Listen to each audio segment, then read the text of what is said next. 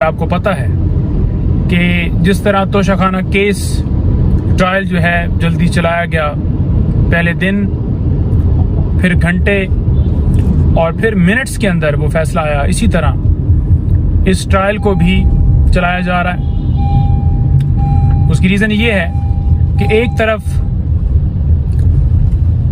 चालान जमा होता है, कॉपियां जो हैं वो तकसीम की जाती हैं, फिर साथ ही फर्द जुर्म के लिए डेट फिक्स की जाती है।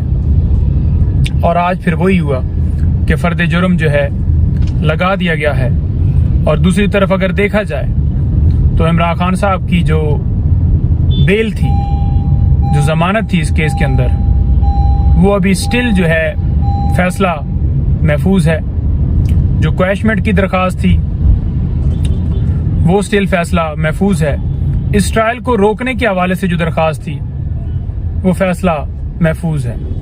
तो पहले नीचे केस की समाअत नहीं की जाती, यानी कि ट्रायल कोर्ट के सामने जमानत की दरखास्त के ऊपर कि जज साहब छुट्टी पर हैं और ड्यूटी जज साहब भी अवेलेबल नहीं होते, और फिर ऊपर यही प्रोसीडिंग्स की जाती हैं। ये है इंसाफ का निज़ाम हमारा कि एक तरफ इश्तिहारी मुजरिम जो अदालत से मेडिकल की बुनियाद के ऊपर बाहर गया और वापस नहीं आया, और 4 साल बाद वो वापस आ रहा है और बाहर बैठे हुए उसे जमानत 420 सेकंड के अंदर दे दी जाती है।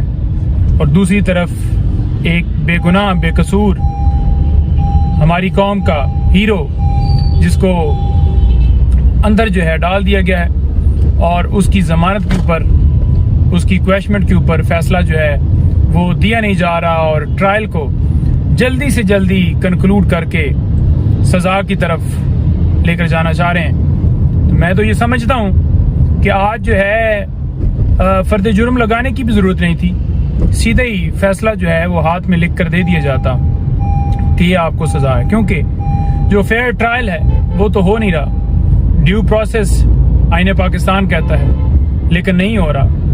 ये इस तरह से सीक्रेट तरीके से कार्रवाई जेल के अंदर चलाई जा रही है जिसमें न कभी गिरफ्तारी का हमें पता चला, न कभी रिमांड का पता चला, और इसी तरह से एक बंद कमरे के अंदर छुपाकर, कौम से छुपाकर, मीडिया वालों की एक्सेस नहीं है, लॉयर्स की प्रॉपर एक्सेस नहीं है, तो छुपाकर ट्रायल किया जा रहा है। हम इसलिए कहते थे कि ये ओपन हो ताकि जो इंसाफ के तकाजे हैं वो पूरे हों और साफ शफाफ। ये कैसे फेयर ट्रायल कहा जा सकता है जब इस तरह से कार्रवाई की जाएगी और जो हक है, कानून जो देता है हक, वो हमारा हक सलब किया जाएगा।